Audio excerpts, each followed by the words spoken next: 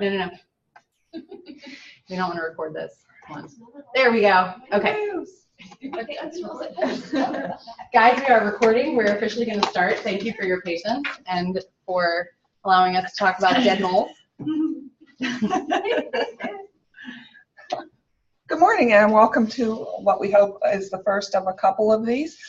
It's introductions to grants today, and we have with us Karen Eslin, Pam Huff, Kat Phillips, and myself, Martha Nye. So we're going to, here's some of the things we're going to talk about today. How do I get that up?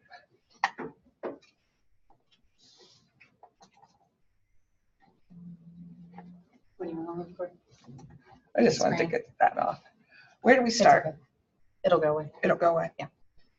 So today we're going to cover where do you start, the life cycle of sponsored research, your time commitment, parts of the grant proposal, which Kat will go over, budget preparation, which Pam Huff's going to talk about.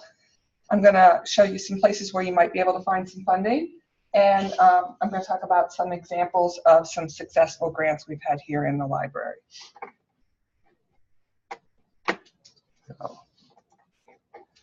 where to start? At first, I suggest the first thing you do is contact me in my office. And there's my information. Also, there's a lot of information out on the staff site about grants, and it'll link you to the Office of Sponsored Program, which has even more detailed information.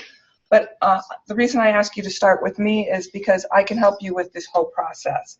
I work with the Office of Sponsored Programs, and here at Penn State, all grant proposals for external funding go through their office for review and approval before we can submit. Other things to consider when you're starting is you need to define your research objective. You need to look for funding opportunities that fit into that and into your timeline. And then you must consider your time commitment to the proposal writing, the doing the research itself, and how that all fits in with the rest of your day-to-day work. And now, time commitment. Karen was going to speak to us a little about this, but she has lost her voice today, so I'm going to talk a little bit about it. So some of the things that are going to take some time are your proposal preparation. There's a lot that goes into that. There's a lot of writing. There's looking for the grant opportunity itself. And then how much time is the project going to take? What else do you have going on? How long is the project? And then something else to consider is your prior commitments to other sponsored research projects. We do track effort here, we don't want you committing all of your time and effort to outside projects because you have your regular jobs to do and your workload are things to consider. These times they can vary widely on how long this is going to take. The proposal preparation, sponsored programs needs 2 weeks at the end to review and approve your project, so you have to build that in.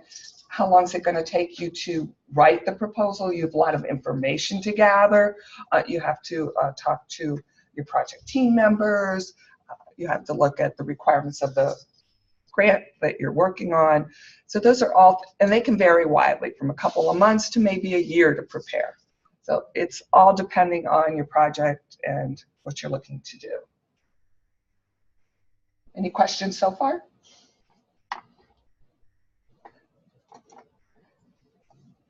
Now this is, I got this from the ACES course that Pam Huff and I took. We are certified research administrators, and they began most every class with this graphic, the life cycle of sponsored research.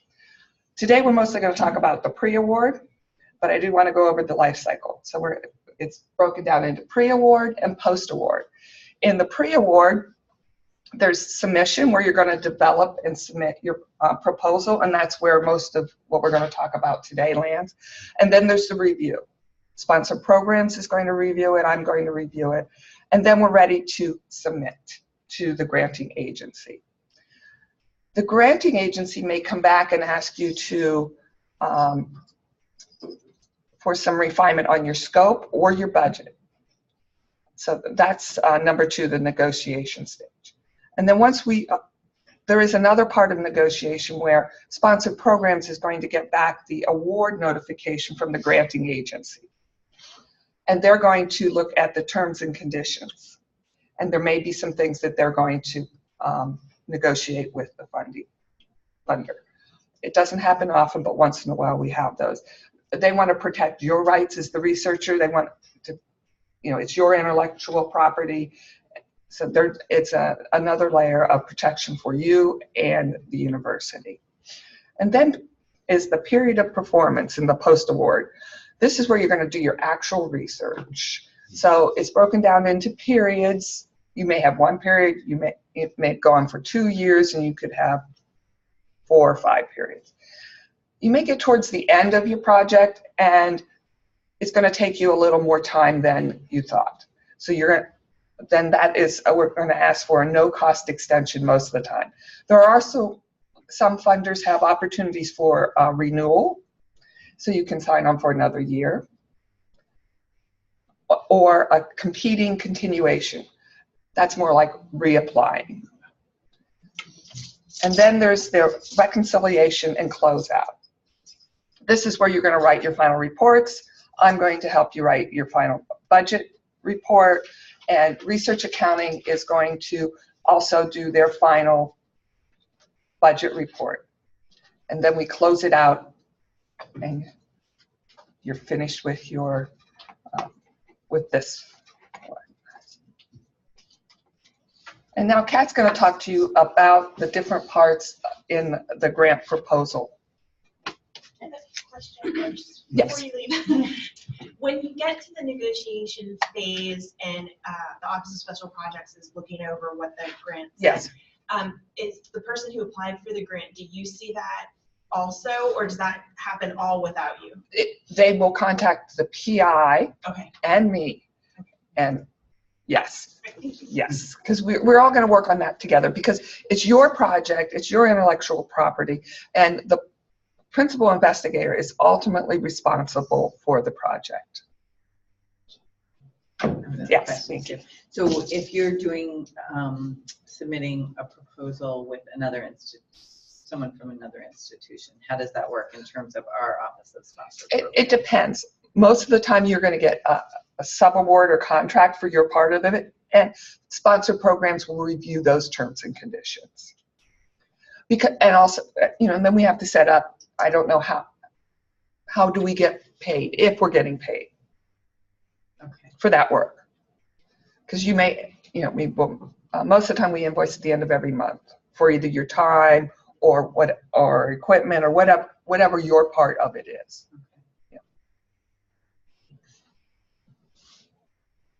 Okay. Switch.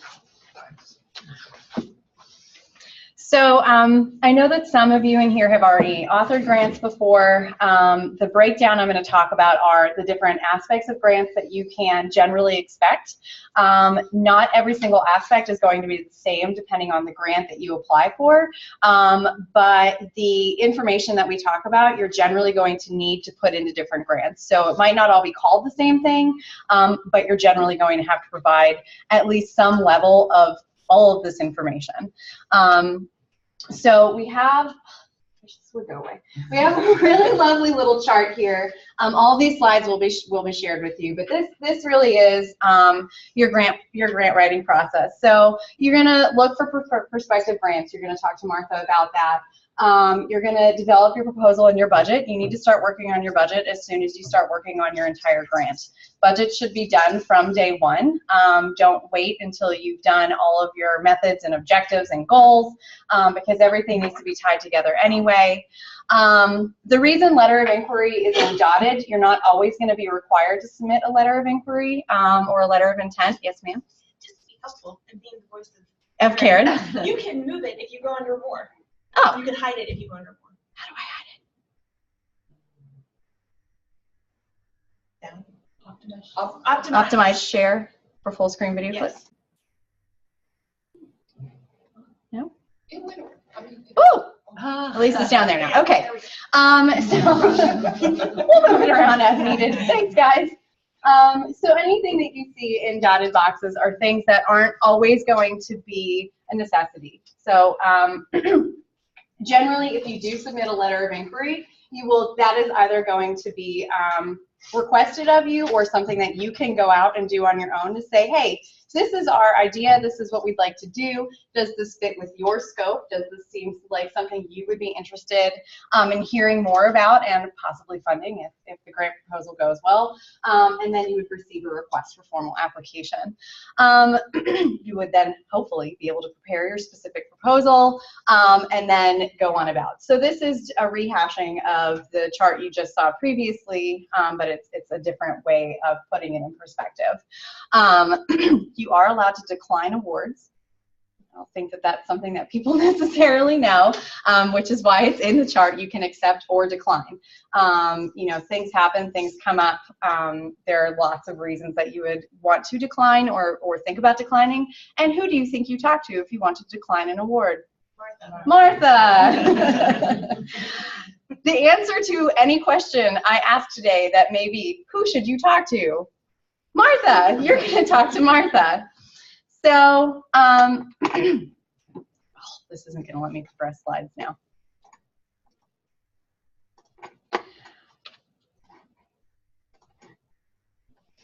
It's not, oh, there we go. Okay. So, one thing you're going to want to do is have your ideas all have to flow together.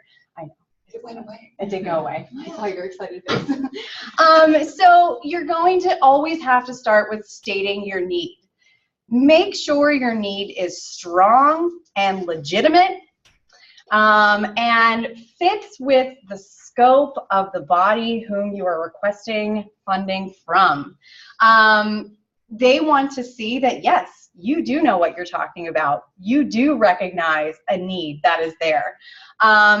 That the solution that you're offering to work with this need is actually a viable solution that will reflect well on the group that is funding you.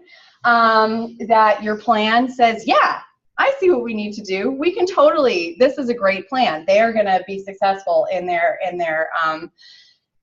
process, and that you back up with the necessary details. This could be facts, statistics, data, anything like that. Your qualifications of the people that are going to be on your team, all of these things come together and talk about that they will be confident that you can do what you need to do.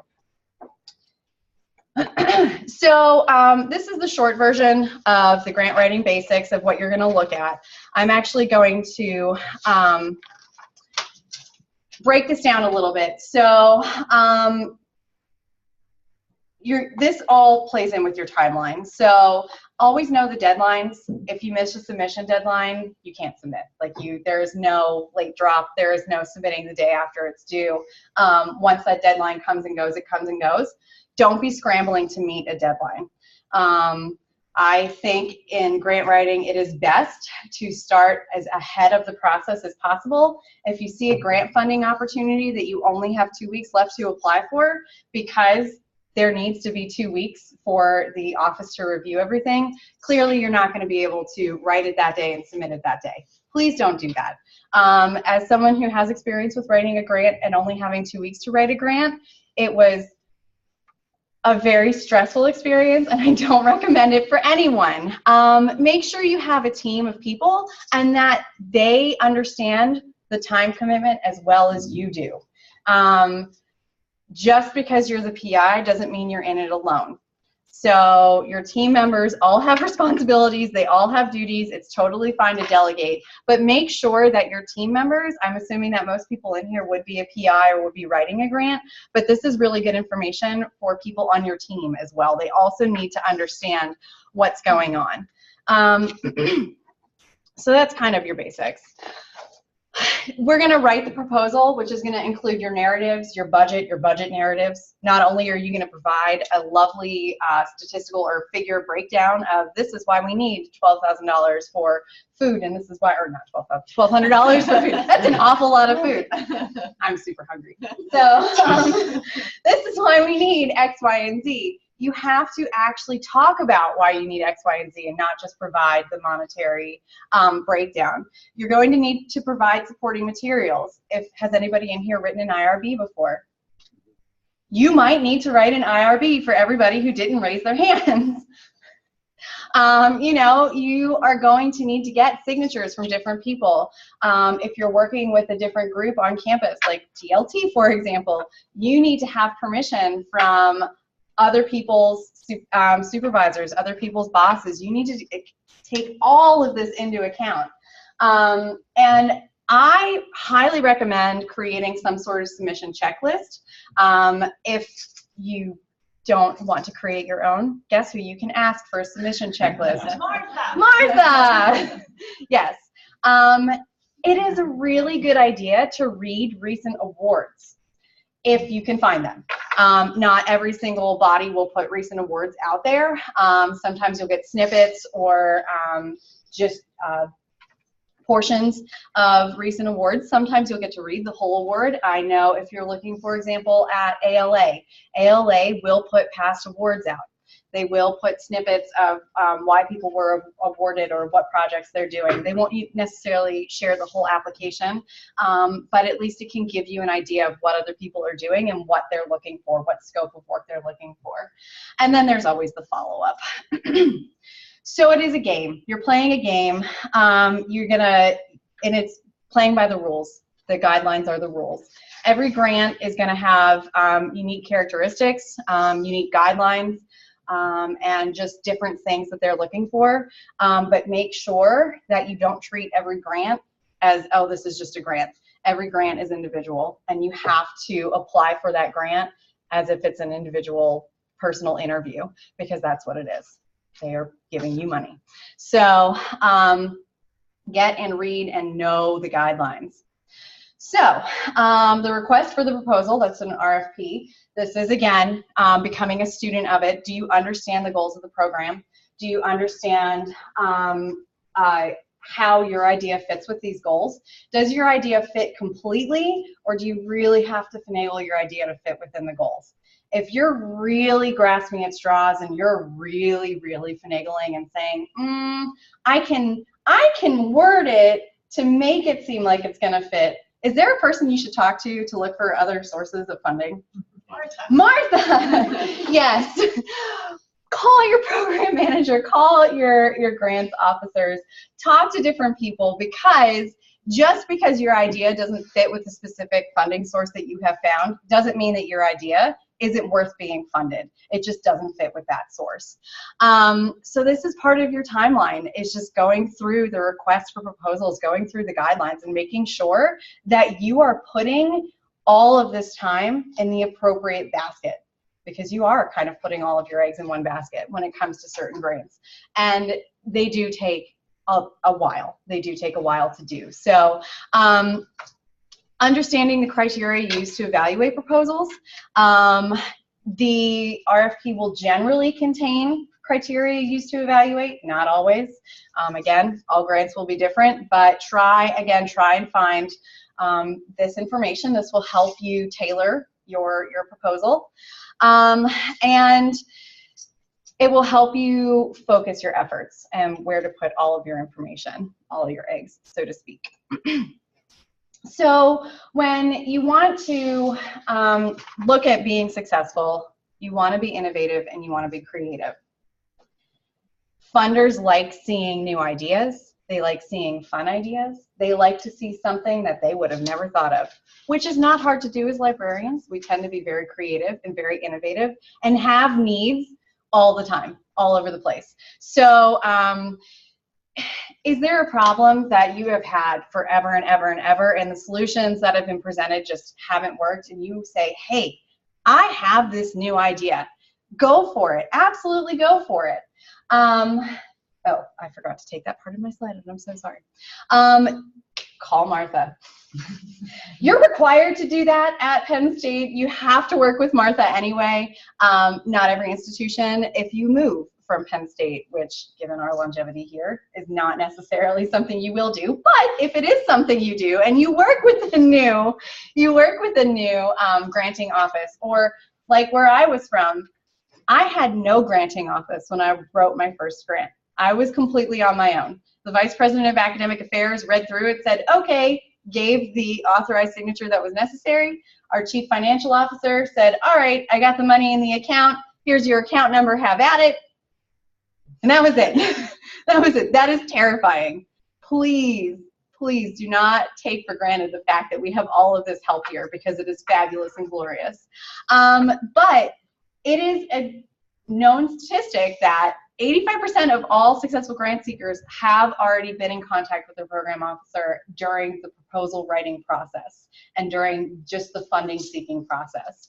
And then as you're doing this, they want to see how you are going to assess the success or not success of your programs or of whatever your research, whatever you're using the grant. So you're going to want to, as you do your budget, while you're doing everything, and as you do your goals, and as you're doing everything, to also be thinking about your outcomes-based assessment plan. Just things to keep in mind.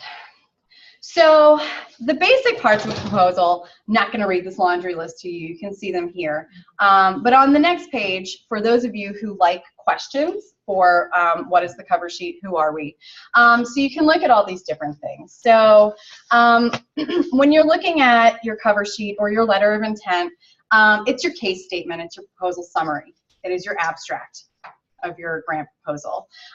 When you're looking at the needs assessment, which is the problem statement right here. Why should we do this now? Is there a real need?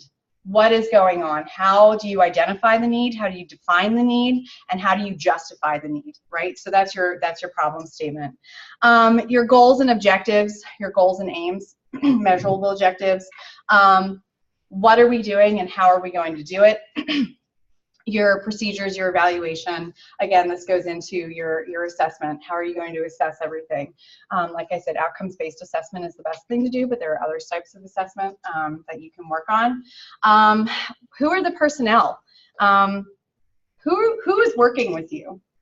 Who is on your team? So are your team members qualified? This is something we're going to get into in a couple minutes, but definitely, is your organization qualified? Yes, Penn State is qualified. We have a lovely grants office. We have Martha. We have Karen. We have everybody who has authored some large grants in the past. We've hosted successful grants. So yes, our organization is successful, but this is also looking at personnel. Now, if you're a brand new PI or a brand new member of a grant team, does that mean you're not qualified? Absolutely not. Everybody has to start somewhere, but this is when you need to start going through your CV. And as you build your team needs to start going through their CVs immediately to start pulling out their different qualifications and different things that make them qualified, that make them a viable member of the team, because that is something the funders will look at. They will want to know if the people working on this grant are actually going to be successful in running the grant program or running the research.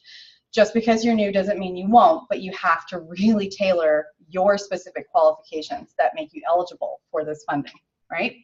The budget, of course, how much is this going to cost and why, and justify your budget. The biographical sketch is something you guys generally won't need to look at if you're working with other institutions or you're working on a major project. That is something that you need to look at. Who else is working with you? Who are the major players? This comes into account if you are working with an institution that has a board, that you have to work with a board, right? That would be something that would be like a major player. Again, this is a long list of different parts of a proposal that you won't necessarily be looking at every single part, but just things to keep in mind depending on the proposal and depending on who you're working with at that point in time. Do you have any questions? Okay.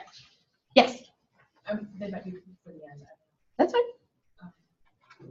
I had a question about, so for the funding part and budget stuff, when you're handling things like, say, paying for other people to attend. So in context, I'm looking at a national forum grant that has a deadline in February, so it's really good timing. When you're handling funding for things like other people's conference travel and such, bringing people into a forum, how does that work financially? Financially, you're going to, the PI is going to give me information like how many people are coming, where do you think they're coming from, and their length of stay. and then I take Penn State's travel rates, and I will build that cost for you. Okay. And then that becomes part of the internal document that supports the number we're going to put in there. Okay. That's a really, really good question. Thank you. Do we have any other questions? Yes? So what's it that, you keep talking about grant writing teams, which I think are great, but what's like an ideal number? Because sometimes you get too many cooks in the kitchen.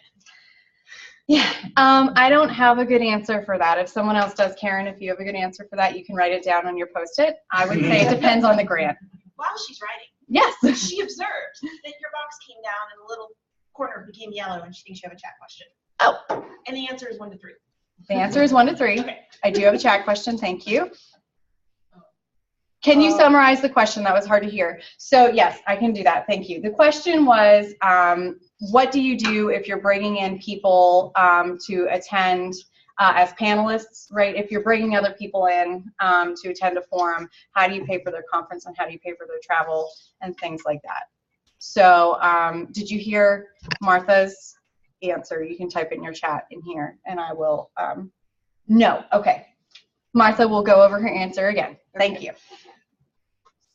So what I ask is that you tell me how many people you think are going to come in, where do you think they're coming from, and you know what's involved. Are you paying for meals, hotel stays? You give me that information, and I use Penn State's travel rates and policies to build the budget for that, and then I keep that material as part of the supporting documentation on how we got to that travel budget. We have a microphone. So for future questions, I'll pass the microphone to the audience. Okay? I have one more. Yeah. Can you just repeat it? It's short. Or not. Okay. Christina Wissinger, Health Sciences Librarian. Christina Wissinger, Health Sciences Librarian. I don't know if it's working. You're very welcome, Russ. It's fine. I'll repeat your question. Okay. So, yeah, you said that there were several people in the line who've already received grants, some of them very large, some of them smaller. And I'm just wondering if we have a list of that anywhere, so that if you're going for a grant that somebody here already got, you could like take them to coffee or lunch and say, hey, like, where do I find what everyone has done? There's too many people here. So the question was, who do you know has already authored a successful grant that's large or small, and how do you contact them? We're going to be repeating this a lot, but you contact me and I can tell you who would be most appropriate to speak with. Right behind you is Sue Kellerman, and she's had some of our largest, most longest lived grants. Some of hers have continued for what, 6 years or more? 6 years. And we've had like Binky's in the room, Van Goleman. There are several in the room that have had smaller grants with shorter timelines. Private, like, can't we make a web page so we don't have to harass you? I mean, I love talking to you. Sure. You have a lot on your plate. I wouldn't have to. I check in with them, but we can if you know, if I look into it now. I mean, Yeah. More that might be We could list them on the maybe staff I'm site, dreaming, but You know, look at CVs. Okay. yeah, you can look at CVs. That's true. Mm-hmm. Yes, Anne. This question I think is for Kat. Do you have suggestions about like when to think about a grant? Like when, you know, yeah. like sometimes you might have a project and not realize it's a candidate for a grant. Other times you might be, you know, scrolling the listservs and see the grant, but not have something in the pipeline yet. Like what, do you have any advice about that? Yes. So the question is, when is a good time to start looking for a grant, and in terms of your timeline? Always. So if you have a project in mind, the best thing to do is to start looking for different areas that you can submit a proposal to. So as soon as you have a project in mind, it doesn't matter whether it would be something that wouldn't come to fruition, maybe even for 2 years, it is time to start now. The nice thing about seeing an RFP, a request come through, or information about other granting or funding opportunities come through that you might not have an idea for, is to bookmark it, because generally they're annual. I say that very generally. Again, it depends on the granting institution. Some of them are rolling. But to keep it in mind, to maybe create some sort of document, a Google document or a Word document or Excel, whatever you like to use to keep lists of things Post-its. My office is covered in Post-its, your whiteboard, anywhere to list different opportunities that you've seen to keep on the back burner so you don't forget about them. And then if you do have a project come up or you start working with a colleague or a group, to say, hey, we should look into X, Y, and Z because maybe they have an opportunity that's coming up. Or if they have already closed, again, you can look at past proposals and start working on what would be included in your proposal. So when it does reopen, you have a lot of your information together already. Is that, yep. Any more questions? Yes? You might want to just put this question in the queue for future. We can put it in the queue for the future. Yeah. It's basically about the development of your team. What are you looking for? How do you determine how to build that team? Right. So Stephen's question is the development of your team and what are you looking for? I can speak to that now and then speak to that again in a little bit. So personally, I think that you should be looking for at least a mentor who has authored a successful grant. They don't have to be an official member of your team. You can ask them to come on board if their qualifications or what they've done fit within the scope of your project idea. But you're going to have to brainstorm and think of other people who definitely would be good team members. You can talk to Martha because she would know. You can look at who's done what. Karen is frantically writing something down over there. No? Okay. You can send out, I believe we have a document that has different projects that people are thinking about or working on. John, this is correct? Mostly that's been past research projects. Oh, past research projects. But you can still look at that and maybe generate ideas from that of people within Penn State that you would want to work with. So reaching out, just sending out feelers. What I have done in the past has just sent out feelers to say, hey, this is the grant I'm writing. I know that you've done this work in the past. Would you be interested in serving on my team or the team that I'm working with? So I have based it on knowledge, my own knowledge of what people do. However, being brand new at Penn State, I don't have that knowledge yet. So I would send that out, and Martha has something to add, which is beautiful. There's something called My Research Portal that faculty members have access to. And one of the things that happens is when I submit, I use an online system to submit our proposal packages for review. It's called SIMS. In there, there's an abstract box. That abstract is for any researcher at Penn State to look at through. So you can start searching in My Research Portal and you can find those abstracts. So you can find people that work on similar projects throughout Penn State. Yes, yes. Ruth, and then. Does Penn State offer any training for outcomes-based assessment? We have Steve Borelli here, and I say his name a lot, and he can help you with that. Yes. As Karen.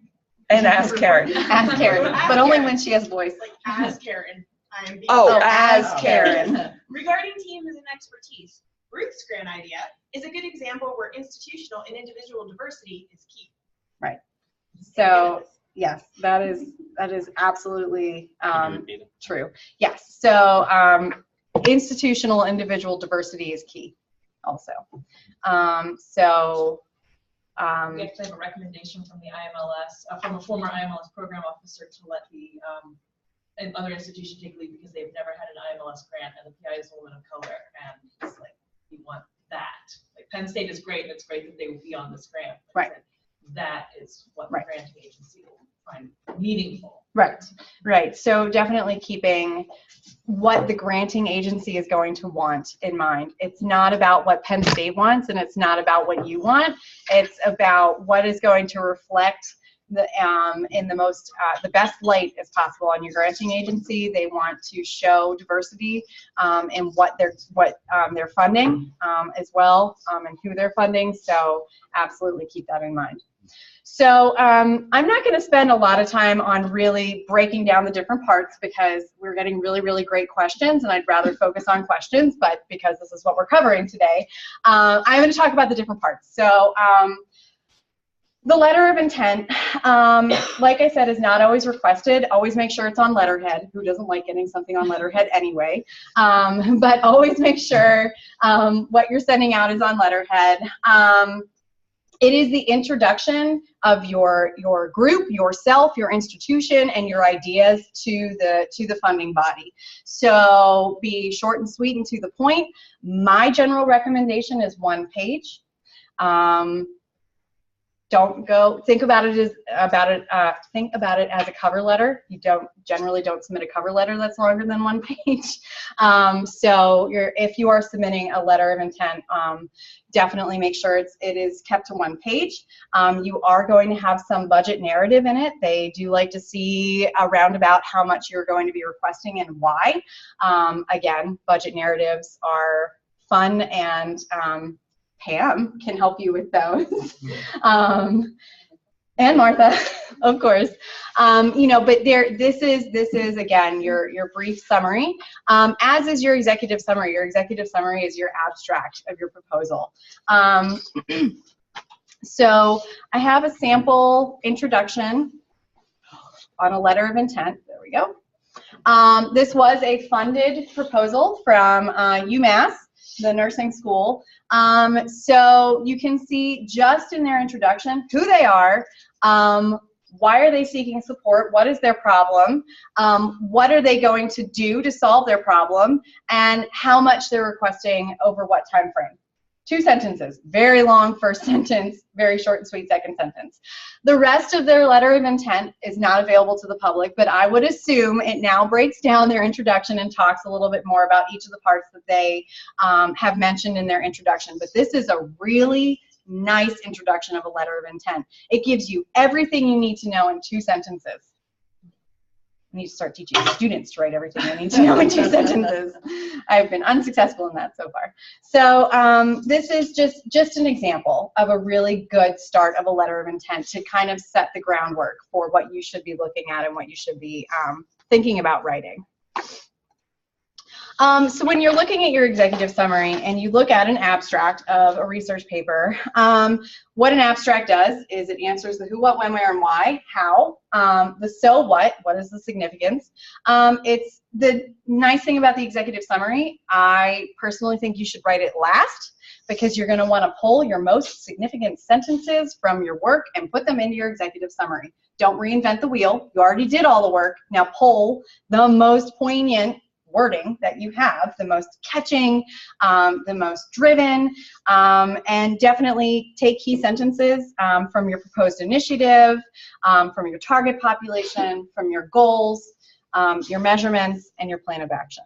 Right? So look at 5 to 10 key sentences that you're going to pull and write that into your executive summary. Write your abstract. So the narrative is the main body of your proposal. It's going to include all of these different parts, and it always starts out with your problem statement. What's your problem? Right? So what are you addressing? What is the need that you're filling? And how well do you identify your target population? So if you are looking at a group of nursing students, for example, like UMass did, they were looking at beefing up their part of their educational curriculum over a 2-year period. For example, when I did the Diversity of Equity grant at the community college, my target population was all of our students that were not necessarily from America. So we really looked at our international student population and how to really bring them into the fold and make them feel welcome and included. So, what needs do you identify? It's going to depend on the grant. It is going to depend on the funding agency. Always, again, going back to the funding agency. What do they like to see? What do they look for? You're going to want to root your problem statement in factual information. So they like to see statistics. They like to see that you've done the research. If you're doing a research project, they like to know that you know what's going on in that field of research. You know what the basic issues are and what to do with them. But it's always good to look at comparative data. So for example, the poverty rate in Acme County is 15% compared with 12% in the state and 12% 5% nationally. So that's comparative data. Our poverty rate is much higher than the rest of the state and much higher than the national average. Here's our target population. Here's what we're going to do. So that is part of how you use data in your problem statement to create new and important knowledge.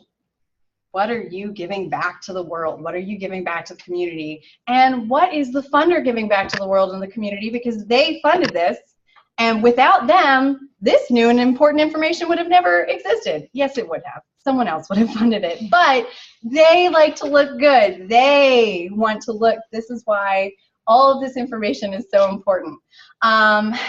Again, these are different examples of a good needs statement. They're stating significance of these different things.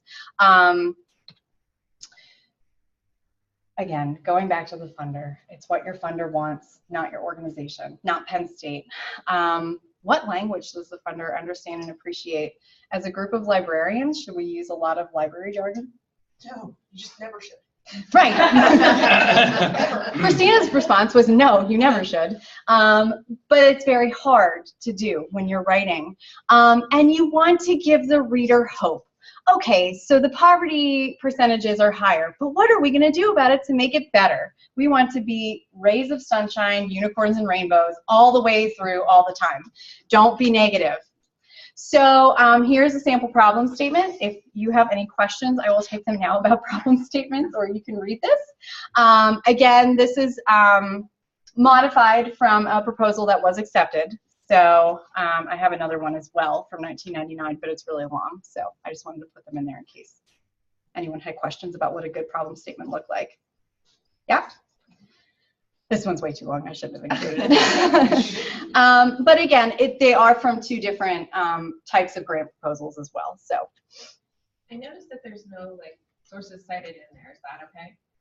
In there, yeah. So that depends on what grant you're writing. A lot of people will cite their sources within their narrative throughout the body and then include a reference. I recommend citing sources and including references. You're right, these do not, maybe because they were modified to be put out to the public. I'm sure there are just certain things that were redacted. But again, yes, you should cite your references. You should have a lovely, generally APA style citation, APA, MLA. I mean, Library Field Memorial Hospital does sound made up. It does. The Everywhere County Parental Focus Group, right. So again, this is modified from its original proposal, which is fine. So anyway, yes, that's a really great question, Anne. You should cite your statistics, you should cite your facts. Again, people want to know where you're pulling your information from. Are you pulling it from credible resources? Are you using census data? I am sure Acme County would have used census data to find out their poverty rates, right? So but they want to see where you're getting it from. Did you get that from Wikipedia? Or did you actually go to a government website and pull that information? Did you talk to Stephen Woods and help you find all of that information? He says no. He's shaking his head no and grumbling at me. Don't do it. But again, there are so many different places you can go. We're going to talk about gathering data. So I'm going to move it along because I'm a little behind. I'm so sorry, guys. Goals and objectives are really, really important. You should probably try and have a minimum of one goal for each problem or need in your problem statement.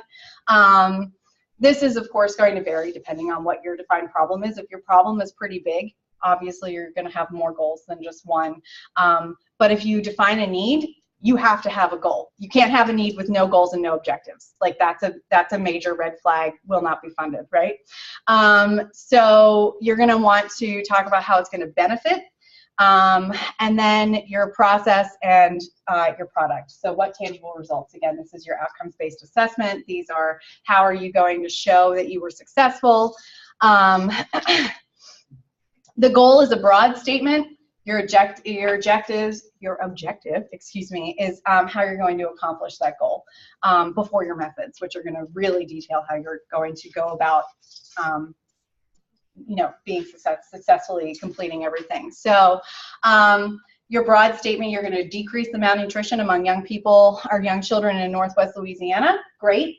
what are you going to do? What are your objectives? By the end of your first year, you're going to provide 125 mothers, measurable, attainable.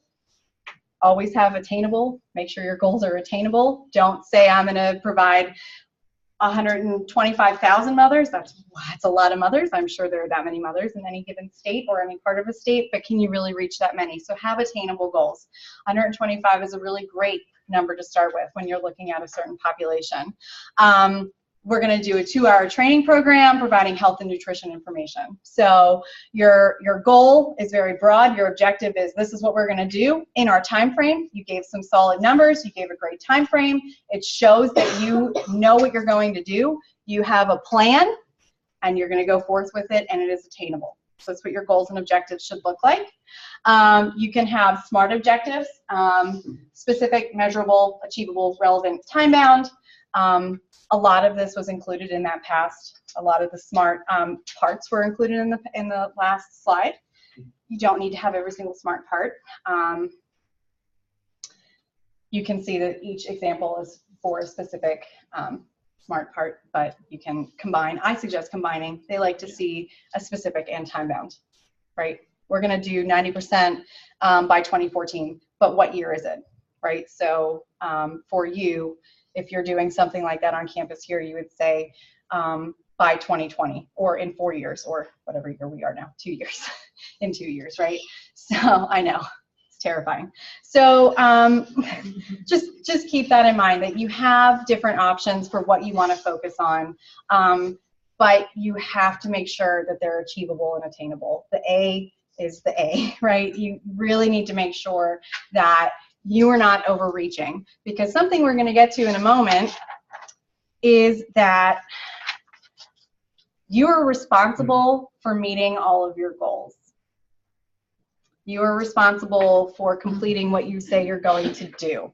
So make sure that you have things that are achievable and attainable for yourself. And this comes back into planning your timeline, not only in writing your grant, but how you're actually going to use your grant funding once it comes. Don't be appropriatic. The project director will take appropriate measures to seek appropriate levels of support for the delivery of appropriate services. There's not a single SMART goal. This is actually a sentence that was used in a non-funded grant. This gives no information at all. You have to make sure that they know that you have more than a foggy idea of what you're doing, right? So your methodology. Your methodology is going to be mapped to your objectives, how you're going to accomplish everything you're going to do. So there are different things you can do. You can create a timeline, get a timeline, but when you're doing your own grant, you should be creating your own timelines. You can create a Gantt chart. I have an example of that. Does anybody in here not know what a Gantt chart is? You will see one in a moment. So it's a really nice, they're beautiful. It's a great breakdown. It helps you delegate which members are doing what parts of a project. It gives timelines.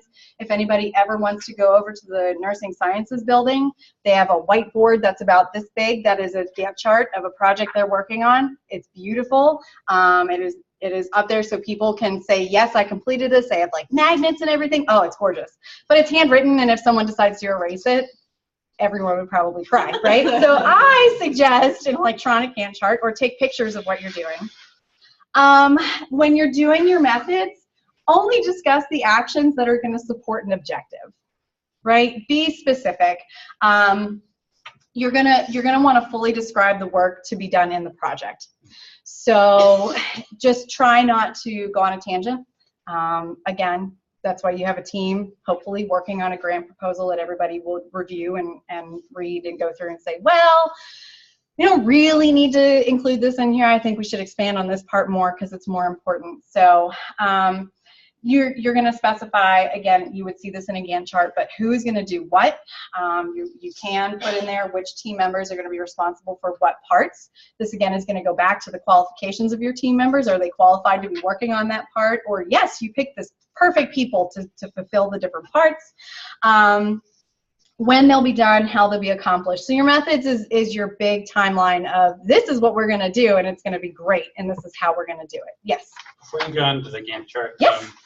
it says in the end last sentence, long-term strategies for maintaining the ongoing program. How important is it to talk about the future in your So proposal? I think that a lot of funding agencies like to see the sustainability of a project.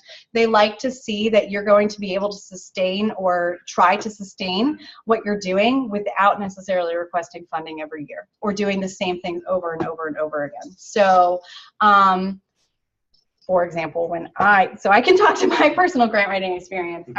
When I did the Diversity of Equity grant funding every year, I came up with new or improved ideas that built on what I had done in the past, right? So when I wrote my second grant proposal, I was able to talk about this is what we're sustaining from the first time of funding that we do not need funding for, which I didn't say we didn't need funding for, but this is what we're bringing from last time, and this is how we're building on it. So I do think that it is important to talk about long-term strategies. You don't need to have a whole paragraph about long-term strategies, but I think it's important to include it if you can. Karen, do you want me to? Planning grant should include how experiment plan could go into large funded projects too. Yes, so can you read? Yes. Yeah, actually, if you could just pass it up, I can read it verbatim. Thank you. Thank you. So planning grants should include how the experiment or plan could go into a larger funded project too. Yes. Thank you. Any other questions? We have a question? Nope. No questions. That's okay. Okay. So when you're presenting your plan, it's good to have milestone dates. If you can do that, put milestone dates. You don't have to have by January 20th, we are going to. In January of 2020. Or milestone dates could even just be by 2020 if you're looking at a 2-year plan, right? But having some sort of firm deadline lets everybody know that yes, you do have a plan and you do understand how long it's going to take and how long each bit is going to take. The dividing longer tasks into shorter segments with milestones, but you are responsible for every single milestone being met. And this is what a Gantt chart looks like. Right? So you can see each section has the black bar above it is each of the sections here. The user requirement analysis, solution design starts at the second black bar. I don't have the camera on. You wouldn't be able to see me anyway. But this is what a Gantt chart looks like. I recommend making a Gantt chart before you submit a proposal because you can narrate your Gantt chart. Karen, could you submit a Gantt chart as part of a proposal? Yes. You could even submit a Gantt chart as part of a proposal. Highly, highly recommend. I'm not going to lie, I'm embarrassed to admit this a little bit, but I did not know that this was called a Gantt chart. I've done this in the past, just not knowing what it was called, and wish I had known better. But yes. Karen mentions that you can make a Gantt chart in Excel. You can make a Gantt chart in Excel. You don't have to have a special program. Excel works perfectly. Okay? Okay, so I'm going to move through our samples because we are going to be running out of time, but we have these up for people who want to see them. So we're going to move on to evaluation. Every single funder is going to demand proof that your project worked. And they want proof and solid reasoning for why certain things didn't work or why you didn't spend all the money. Why are you returning $800, which you don't want to do? You do not want to return money, ever. Right, Karen, don't do that. But I returned money once because a panel of speakers refused to accept the checks that we had cut for them. And it was at the end of my granting period, and that is what the money was written into the grant to be used specifically for this panel of speakers. And I didn't have time to go back to the granting agency and say, hey, can I use this money on something else in the 1 month I have left? So we did return $800, which is a lot for, it was a smaller grant. It was a sizable amount of money in terms of proportionally. That is a reasonable reason that is excusable.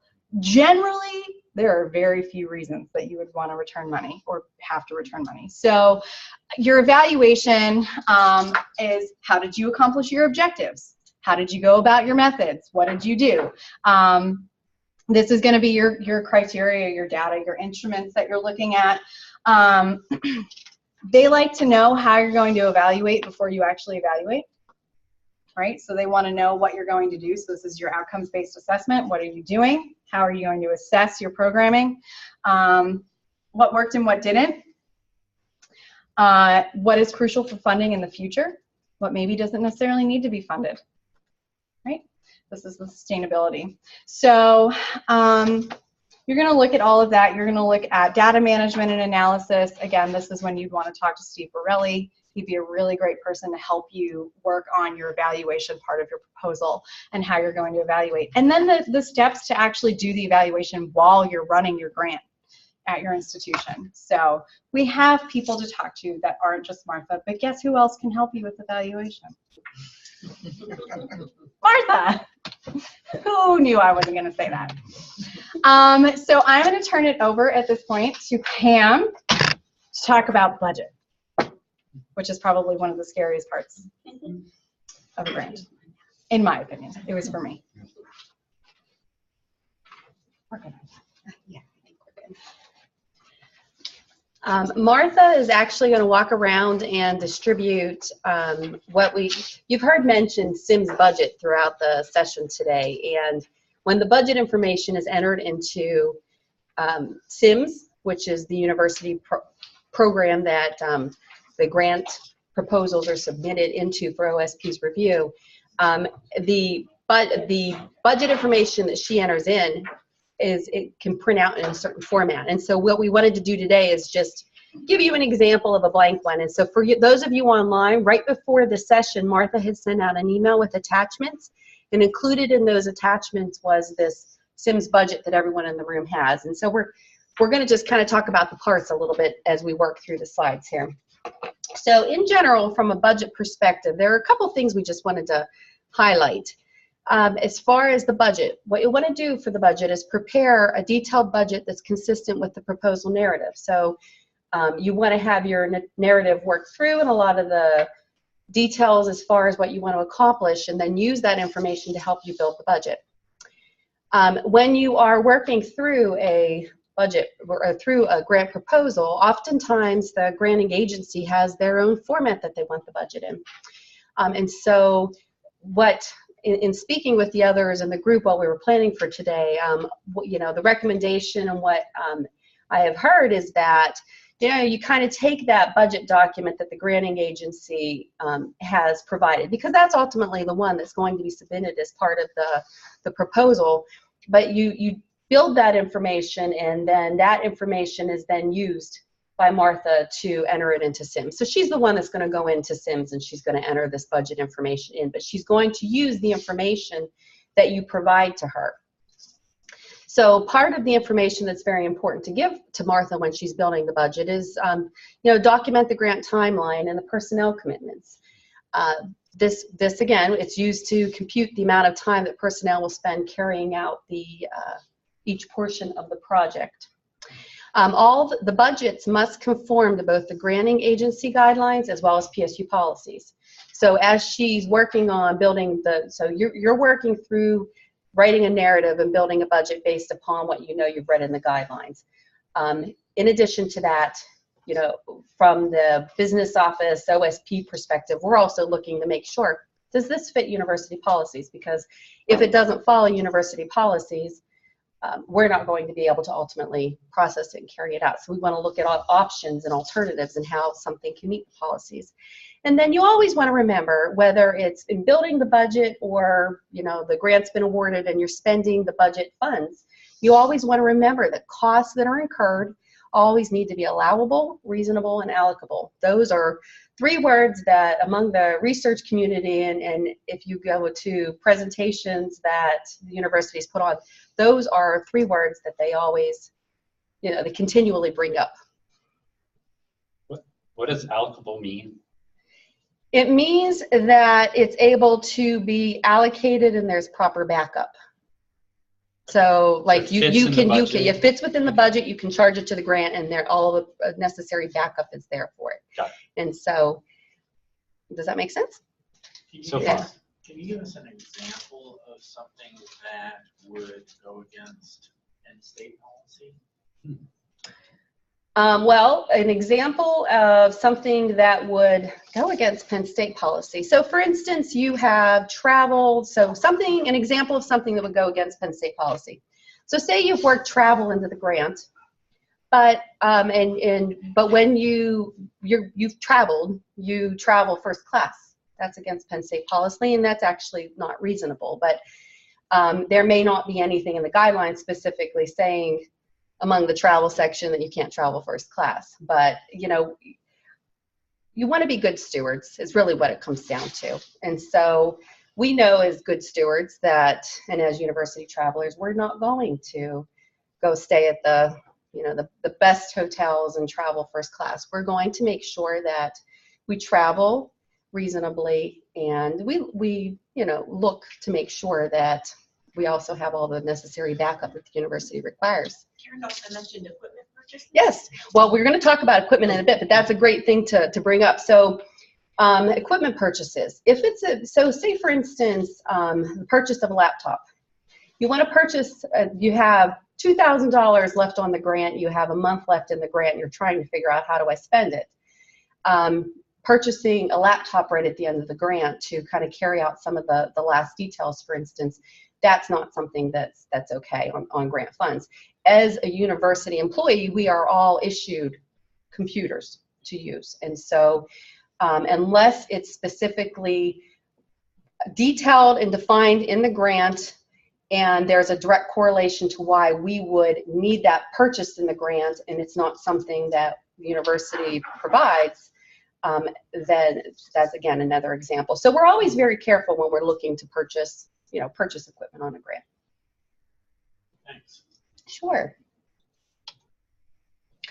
So what we thought we would do is just talk about a little bit about the categories, the budget categories that you see in SIMS. And so again, we passed out that document. It kind of gives you, the budget document, it gives you a sense of what is created after, prints out after Martha's put all the information in.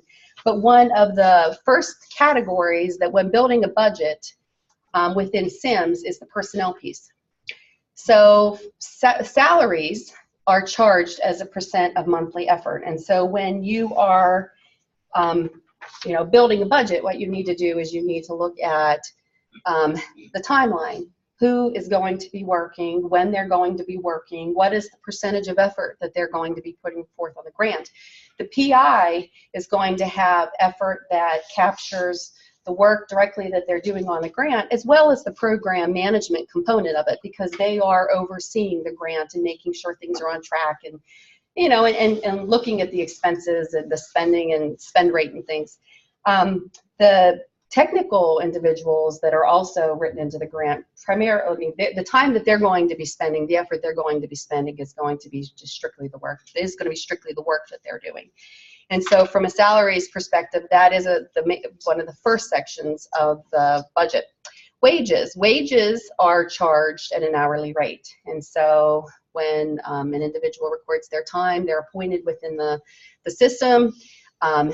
They are appointed to be paid on the grant when they put in their hours, and we pay them. They're charged directly there. Equipment, as we mentioned before, there must be a direct need of the grant and be identified as part of the proposal. And so, and again, when we're thinking about equipment to be purchased, you kind of want to think about what the equipment is and the purpose of the equipment. Travel. When you travel, again, Martha will help with all of this, but, and I know, so we've said that an awful lot today, but it is true. Martha is definitely a resource in helping build your grant proposals and guiding you through the process, as well as Karen. When you have an idea and you're working through the process, they're definitely people to go to. But from a travel perspective, when Martha's putting the travel information in, into the budget, what she's going to ask for is what she had said before. She's going to ask you for the number of people, the locations, potentially the conference name. She's going to then pull from the university resources estimates and those estimates would then be what works into the budget. And she's also going to look and make sure that the estimates that she pulls are in line with the travel policy. We definitely don't want to have a situation where we just, put down, oh, well, we're going to just spend $2,000 in travel and not have a plan, because we want to have documented our plan. Karen has a comment. Oh, yes. I think you need to look at what the Penn State rules are versus the grant guidelines, because the RFP or single source justification for Penn State. So for example, the grant may let you say it's an Apple Mac, but Penn State requires a cost justification for that specific thing. Can I have that? I'll read it so that the people online. Yeah. Okay, thank you. Okay, and so we do have a comment from Karen in the room. And so one thing she wanted to mention is when you're looking at Penn State versus grant guidelines, you want to make sure that you're comparing the RFP versus the policies, because Penn State requires, single source justifications for certain purchases versus what the guidelines may not. And so again, we still are, while the guidelines, we want to work within the guidelines, we also, again, we must work within Penn State policy. And in the end, Penn State policy is what we need to follow. And let's see here. So the example that she gives is the grant may let you purchase an Apple Mac X, and Penn State would require cost justification for an item of that sort. Okay, thanks, Karen. Cost share. There are 3 types of cost share. And one thing I want to mention too, when we come to this section of the slides, the Office of Sponsored Programs, and I know we have a slide in the future about resources, but the Office of Sponsored Programs is a really good website to go to find information around grants. And out on the Office of Sponsored Programs website, they have documents. They have a standard budget notes document that kind of gives you some guidance as to the definitions of the various categories of the budgets. They also have FAQs around cost share and facilities and administrative definitions on all of that and things to consider. And so their website is really great, I think, in providing a detailed guidance in how to understand the various concepts. So cost share, there are 3 types of cost share that we're going to discuss today. Mandatory cost share is cost share that the grant guidelines have said right in it. They say that they're required as a condition to receive an award. So part of the guideline says you must have cost share to receive an award. That is mandatory cost share.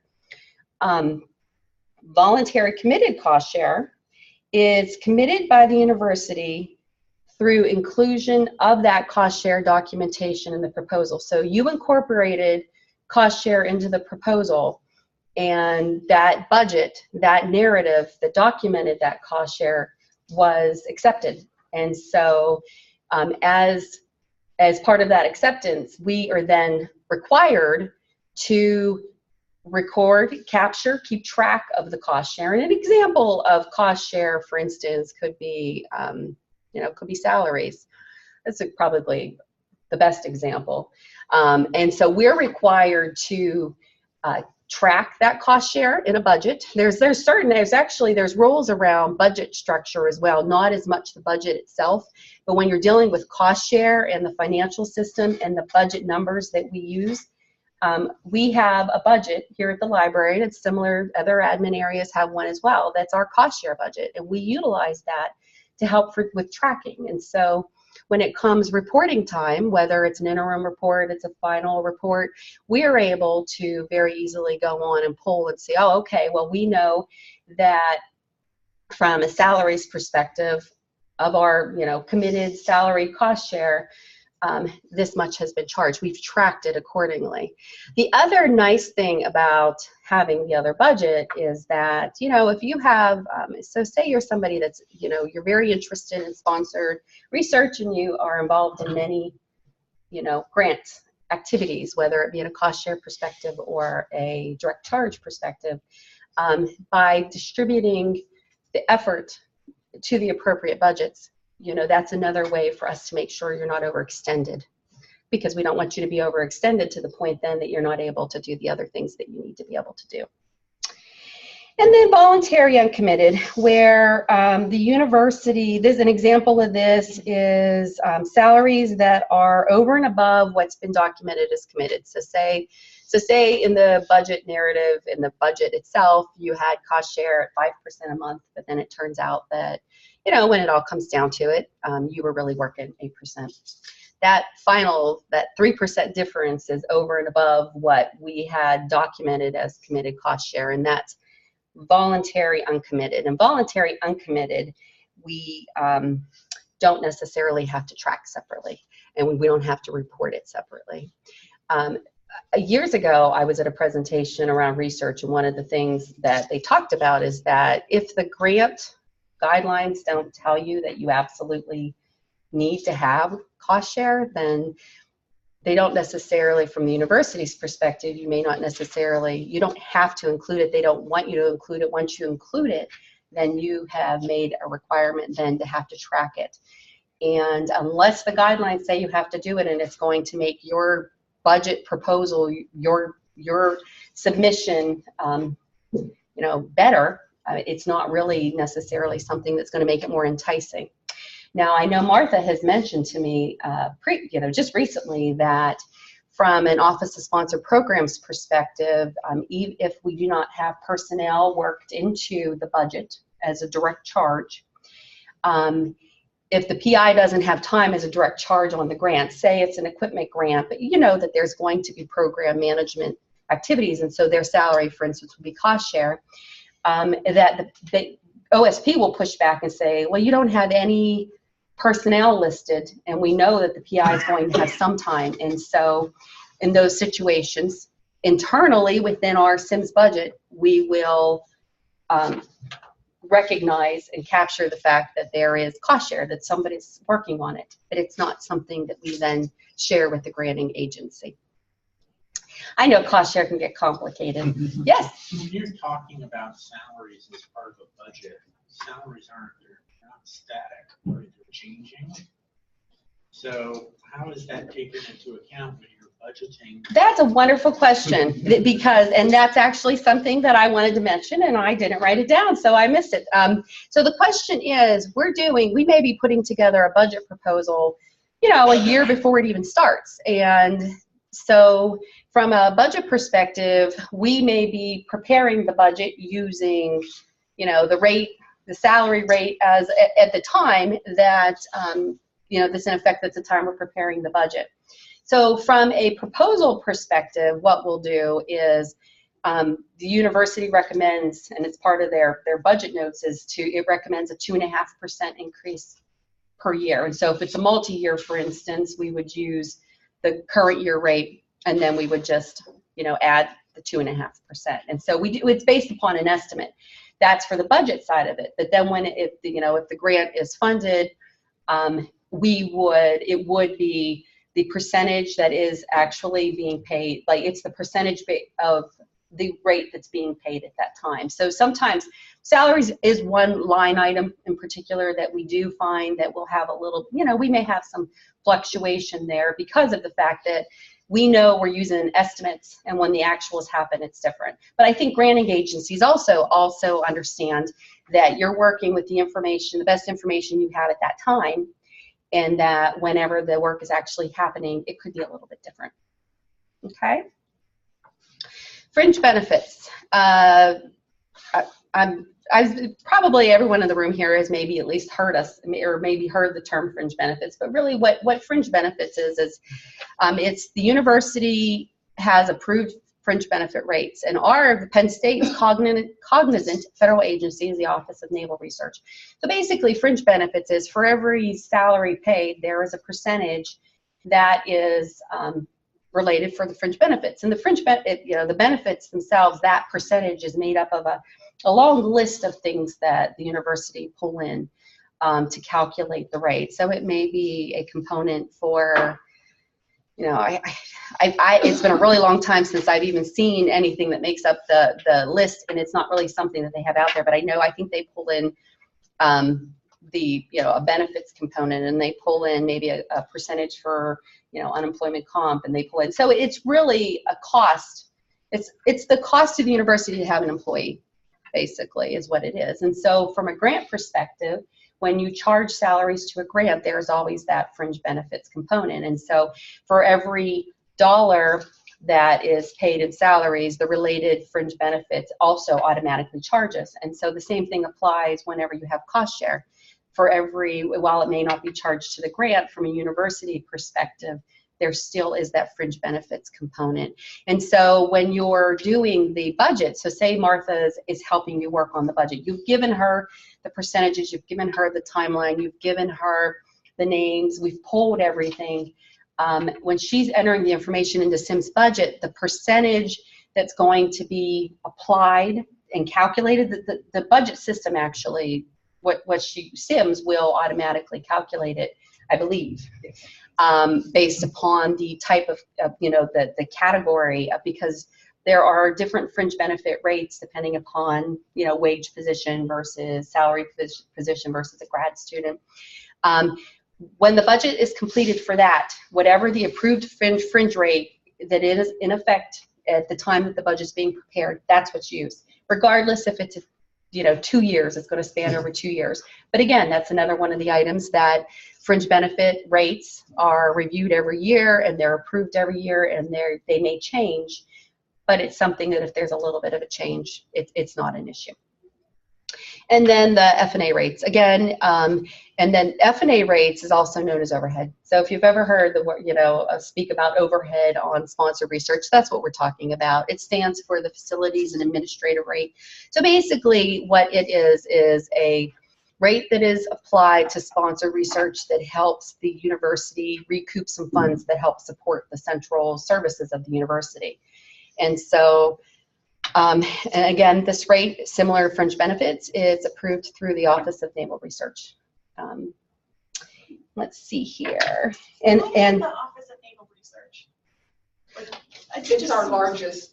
We get the most funds from them. And so that's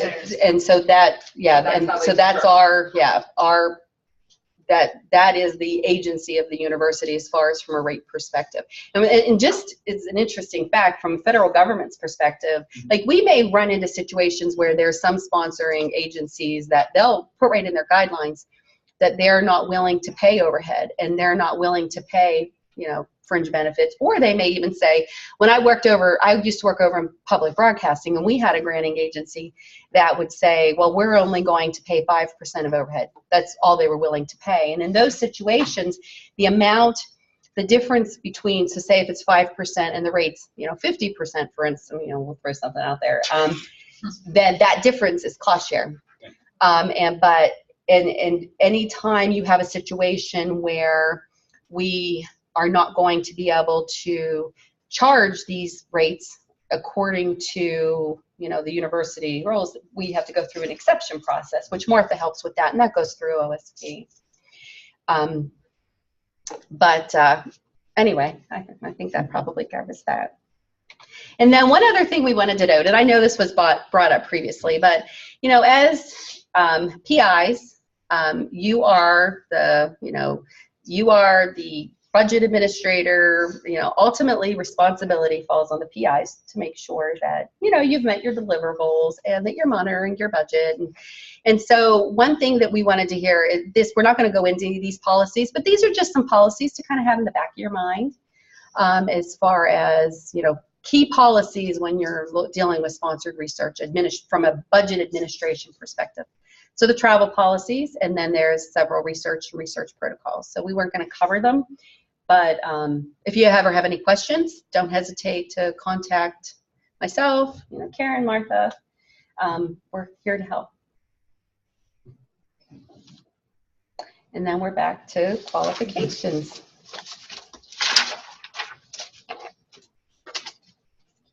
Thank you.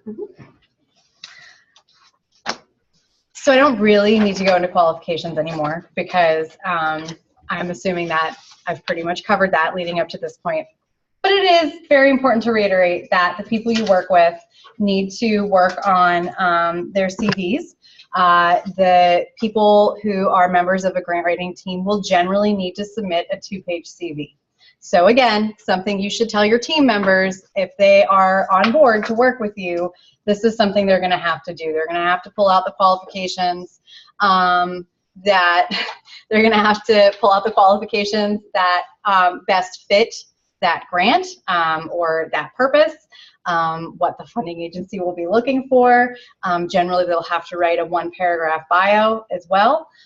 So things to keep in mind. So what Karen has recommended and what she has done in the past that I think is a really, really great idea to take into consideration is to keep a running list of qualifications that you have maybe pulled together for past projects or different things that you've done, or start looking at that. If you haven't done that in the past, that's fine. Your first grant could be your first list of qualifications, but to keep that so that as you're working on projects in the future and you're working on grants or any project, it doesn't have to be a grant, but anything in the future, of saying, oh, well, yeah, I was qualified to do this part of the grant and that fits in beautifully with this project I'm working on now, or I think I'd be a really great member of this team and here's why.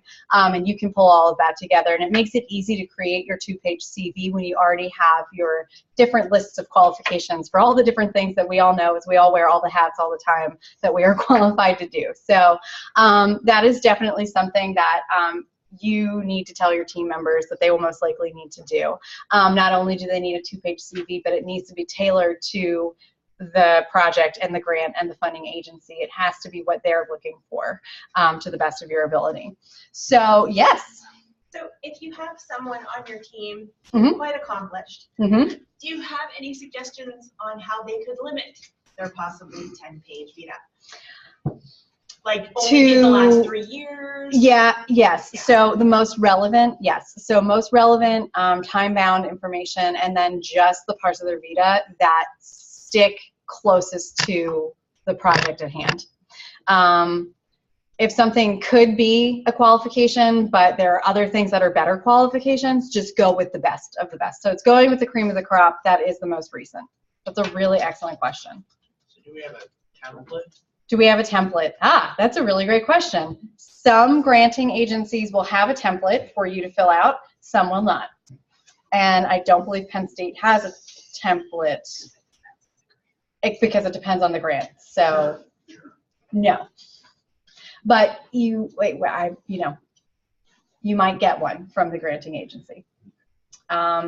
And then on the flip side, this is when you need to read your RFP and become a student of the RFP, because of the several grants I have written, one did not require a CV. So I did not have to submit a CV or a bio or anything like that, nor did any members of my team. So that was lovely. That was a very teeny tiny grant from Target. So, you know,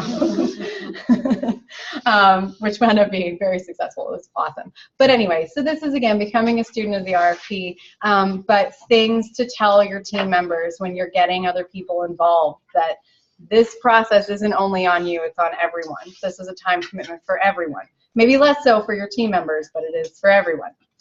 So you're going to have to write a conclusion. You're going to have to write, everybody's written the 5-paragraph research paper, the 5-paragraph essay. They all need conclusions. If you're students in my English class that I'm teaching right now, sometimes you still don't know how to write a conclusion, and that's fine. It's the end of the semester. It's all good. But I am assuming that everybody in here understands how to write a conclusion. You're going to wrap up. You're going to restate your most important parts. It should not be verbatim your executive summary, but think executive summary, think conclusion. What are the key points you want to drive home? What are the last thoughts you want to leave your funder with at that point in time? So definitely keep that in mind. Sometimes you'll have an appendice, different things in appendices if you're writing an RFP, if you want to include things like what assessments you're going to be doing, if you have room to include any surveys or questionnaires that you'll be doing, if that's the type of assessment you'll be doing. This is going to depend on Penn State. It's just going to depend on what the granting office requests, right?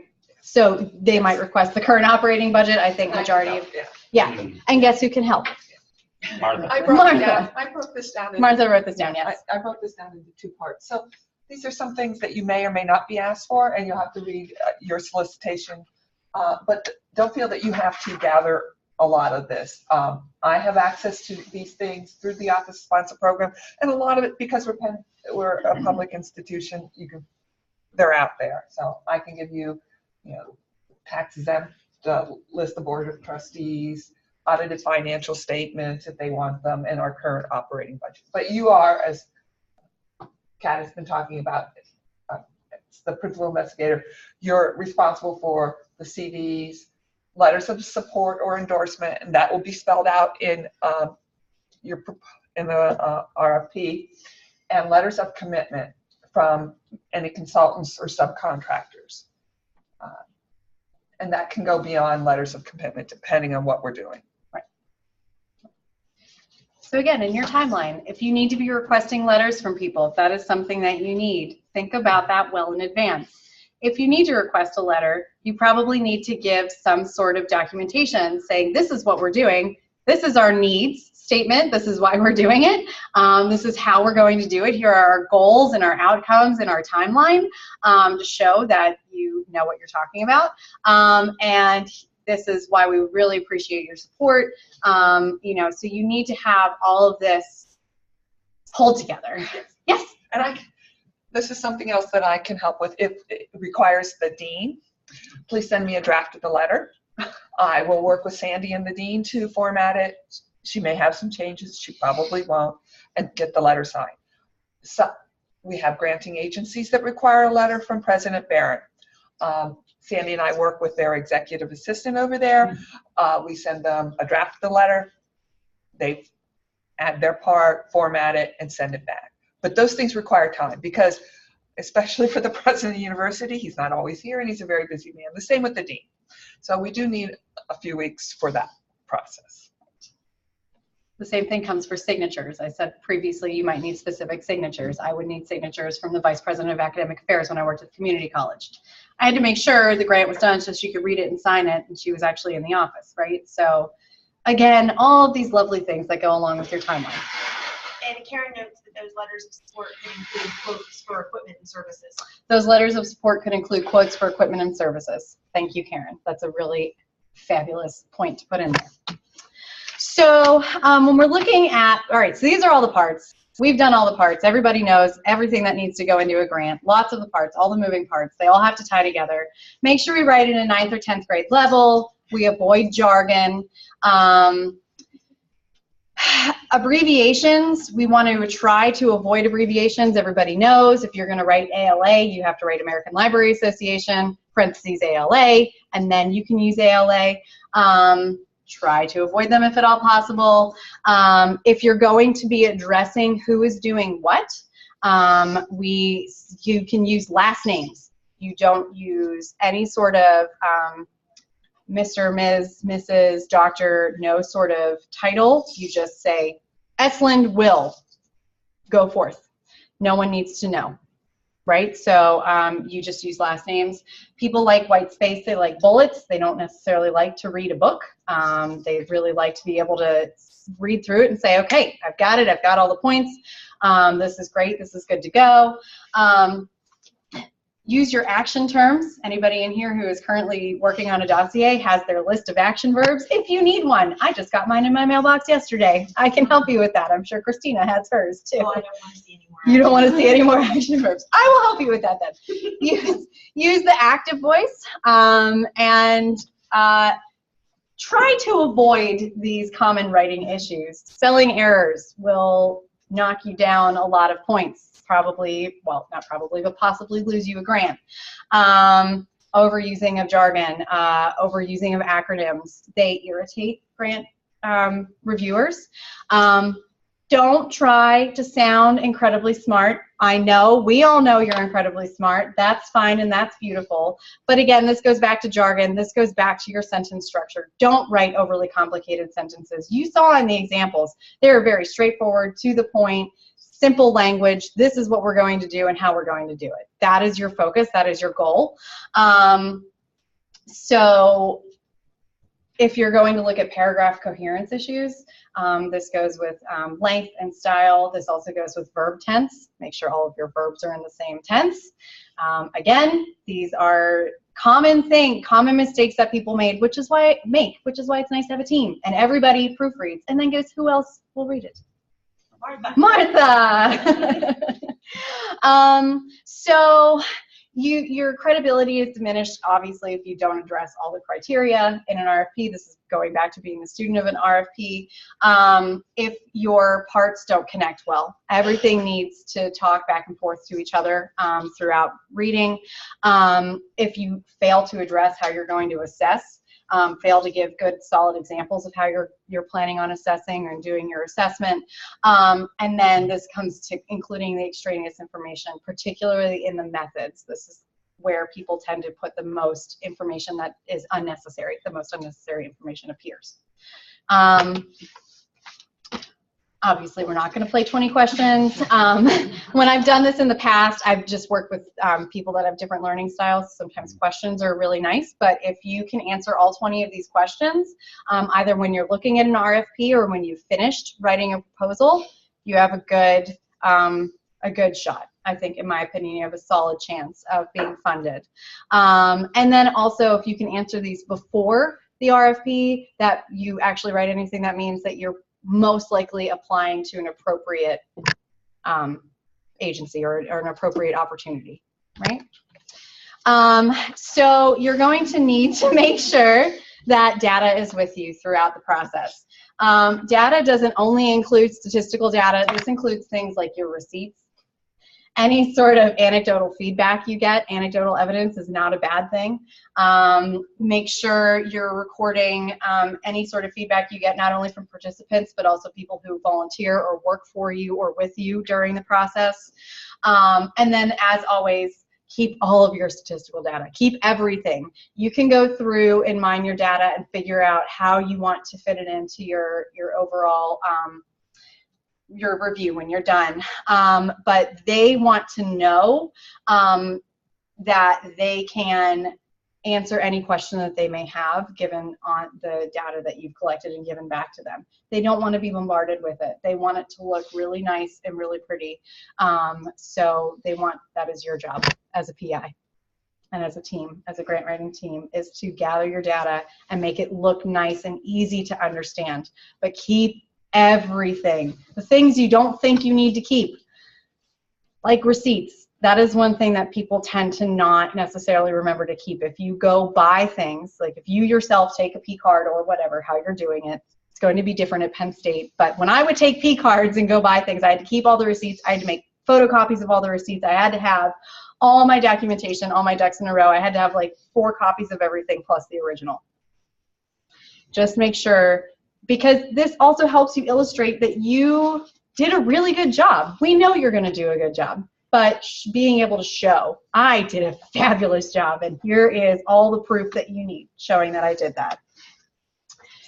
And Martha is going to wrap up.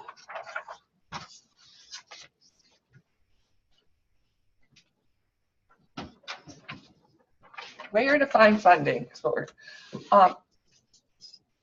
I would start by going to the Office of Sponsored, well, you can contact me, but you can go to the Office of Sponsored Program, and they have a funding page. Here at Penn State, we use SkyVal. SkyVal is an Elsevier product, but it has over 8,000 funders listed, and you can search that by the type of funding you're looking for, by your keywords of your research, all sorts of ways. Their interface is changing in the next couple of weeks, so beware. Grants.gov is another good resource. That is all our federal funding, so NSF, NEH, all of those. The Foundation Center is another website you can go to. All these links are on the research.psu.edu site. I don't know if I can bring that up or not. And that is foundation. All the different foundations are listed there. Yes. Karen would like you to introduce Bob. Okay. For foundations? For foundations. Also, we work with Penn State's Office of Corporate and Foundation Relations through the library's development office. And there's Bob. He's recently joined us. And he has relationships with the Office of Corporations and Foundation Relations.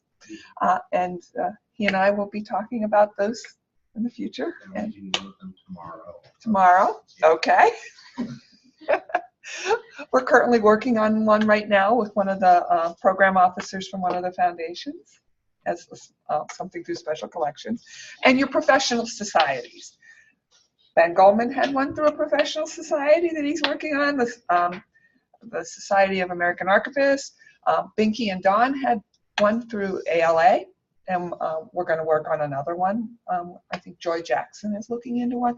So those are other places where you can find funding opportunities. Also, just you can come to me and I can help look for funding opportunities for you.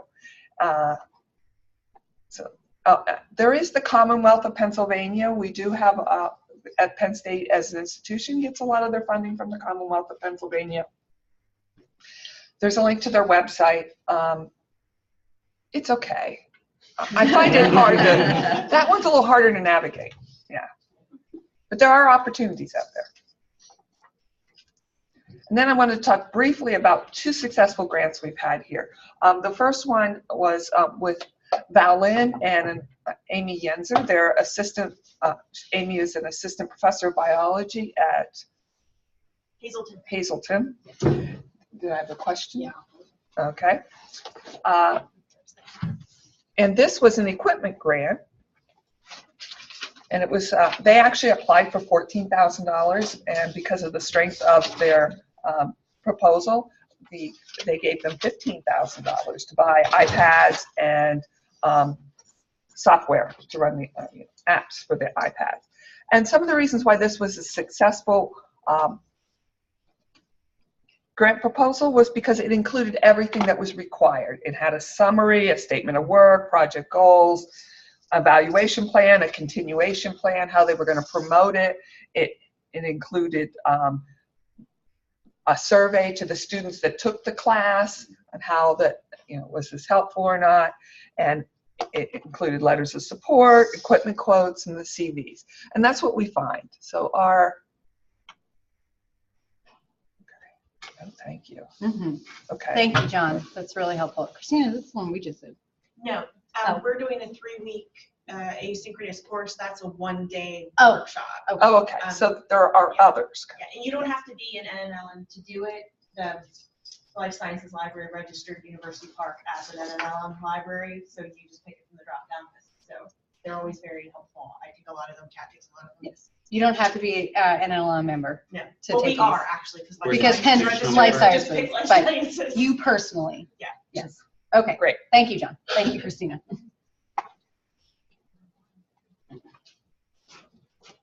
You mean by federal flow through? Oh, sorry. Federal flow through. So this is an example of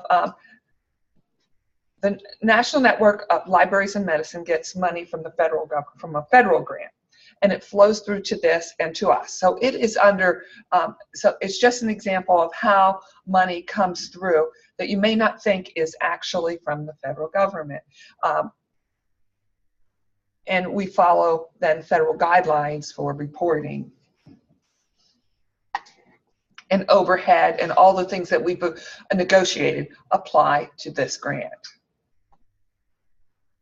So we know their guidelines. Another one was from Don and Binky. They applied for a grant through the American Library Association Carnegie Whitney, and it was on web accessibility resources for libraries. This one was 9 months long. They got $4,500, and their budget was for a research assistant to help with the project and travel. This was an example of one we got through a professional association, and it was successful because they too followed the guidelines. Their grant proposal package included a statement of work, the planned activities and timeline, the plans for sharing their results, an evaluation plan, the qualifications of the people working, Don and Binky. It had a budget, and it had letters of support and the CVs of the co-PIs. Okay. And then that was questions. I wanted to bring up, I wanted to show you those I websites. can have it. How do I shrink this without making it go away? I'm not the Gotta make it go away. new share. That's right. There you go. So I talked about where to find funding, and this is on, you can see it's on Office of Sponsored Programs under the tab Finding Funding. And here is a link to SkyVal Fund where you can sign up for it, and then you can start using it. They also have webinars that are going to talk about how to use the new interface. And then I am on the listserv for the limited submission program here at Penn State. Sometimes the funders will say we're accepting 1 or 2 proposals from an institution. I pass those on as I get all of them, and I pass those on to those appropriately as we get them that apply. And then here are some other links to what I talked about before. So you can go straight to any of these. And then on the library staff site is a page that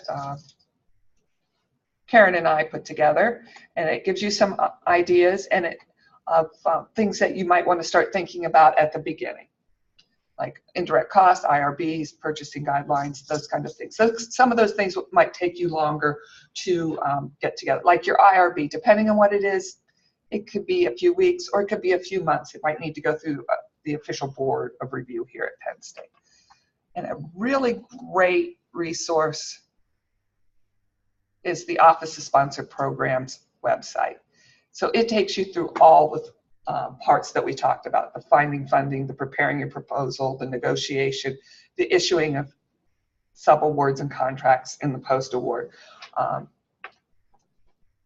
I can help you with all this, but if you wanted to look up current F&A rates, if you're curious, or what is conflict of interest, am I going to have that?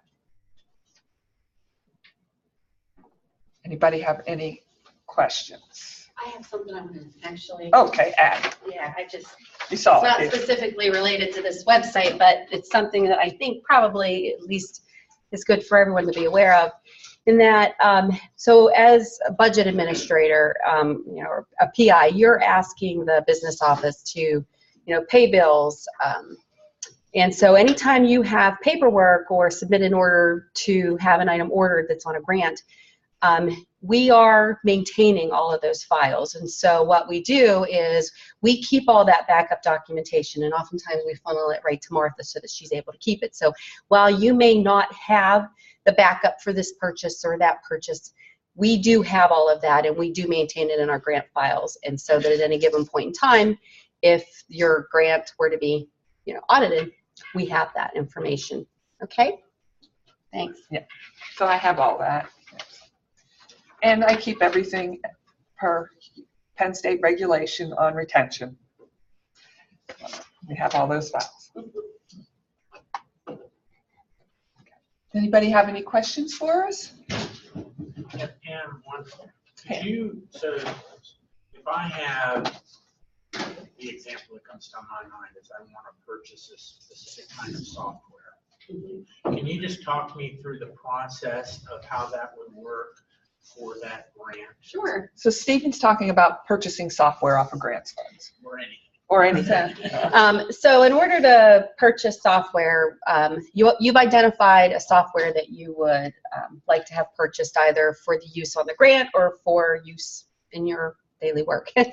And so what you'll do is there is a software request form. There's an internal form that we have that's located out on the, I'm pretty sure it's out on the business office website is where we guide people to. But what we'll do is we're going to ask you to answer some questions around the software. We're going to ask you to tell us the vendor, the name of the software, describe to us what the software is needed for, and answer a number of other questions. That form, along with any backup documentation that you have for the software, needs to get routed through there's signature lines on it, and they're all internal library signatures, but we ask for ITech signature on it, budget administrator signature. That ultimately, your package for software comes upstairs.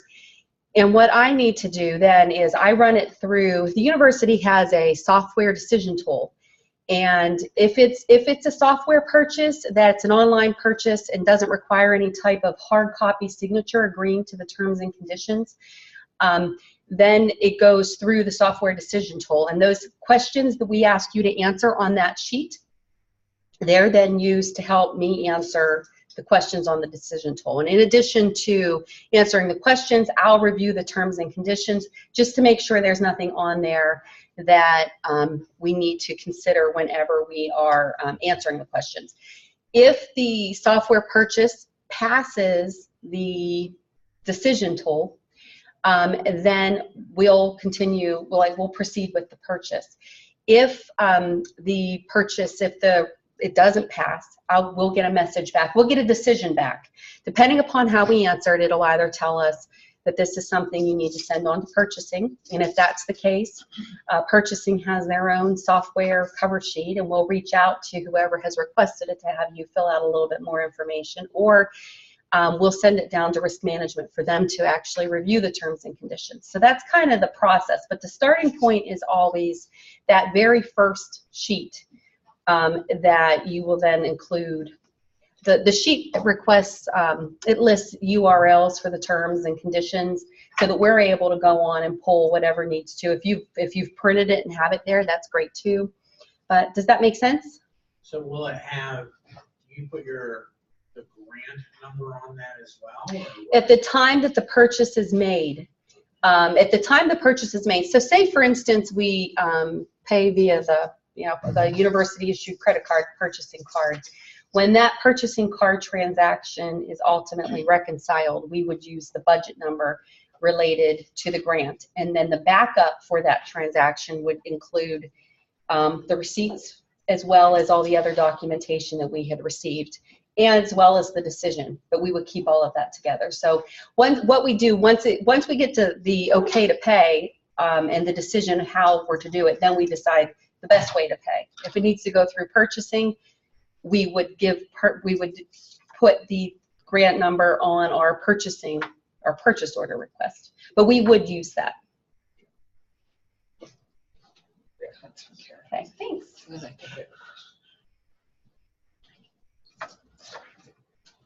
So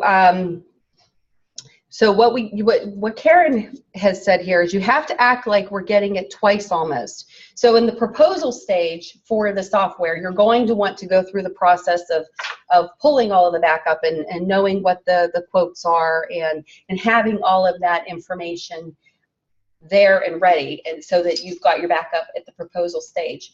But then when it comes time to purchase, you have to pull it all again.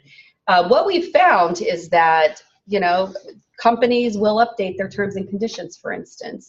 The use of the software can change. I know at one point before the decision tool was out there, there's a lot, when you're working through risk management to get terms and conditions, a software purchase that has the terms and conditions on there, it takes a little while for them to approve them. And so we had approached them at least once to say, is there any way we can just get a list of all the, softwares that have been approved? But there's no way to do that. And the reason for that is that terms and conditions change. They do update them. And we do see that as we run through, like, say you have a software that you want it renewed in a year.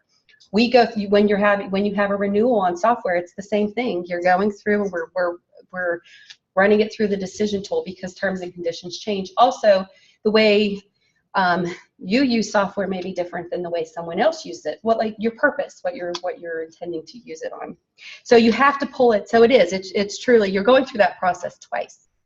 But the second time is when it'll actually, hit the charge will be incurred. But so it doesn't matter if you already know, like for example, TLT has gotten permission to put the software in their computers, because anytime there's not like within 6 months, you can skip through. Is it like risk assessment is like every single time it's because the terms change? We check no matter what. Anytime we're asked to purchase a software, we have to go through that process. Okay. Yeah. That was a bad example. I was just simply trying to get at simply trying to get at where the grant comes on a purchase. Well, ultimately, yeah, the grant, what it's actually charged is at the time that we either are committing to a transaction via, let's say, a purchase order, or actually paying something. And I have a tendency to be wordy too. I'm sorry about that. I do. So. I needed that question answered. Yeah. So. It's something everyone needs to know. Yeah. So. I didn't do that. So. I think about that. Oh, okay. So do I just click up here? Go up there on the green. Oh, and then okay. go- Oh, no, there's No, it not. doesn't look Oh. like there's It's a anything reminder checked. for the Zoom meeting. Yeah. That's why Oh, I checked. okay. Oh, It's not the chat thing. oh, okay. It's something for me. Was this our last slide? Yes. Well, we want to thank everyone for attending today. And, you know, we put a lot of information out there. And if you get back to your office and you think, oh, I should ask this, don't hesitate to reach out to any of us with your questions. We'll tag team answer them, right? We will, and I will be posting the presentation today up on this website, the internal one. The library one. The library one, Okay. library staff one. So I'll put links there. Okay. Thank you, everyone. Thank you. And we're also going to send out a survey and ask you what you want to see in the next one and future ones.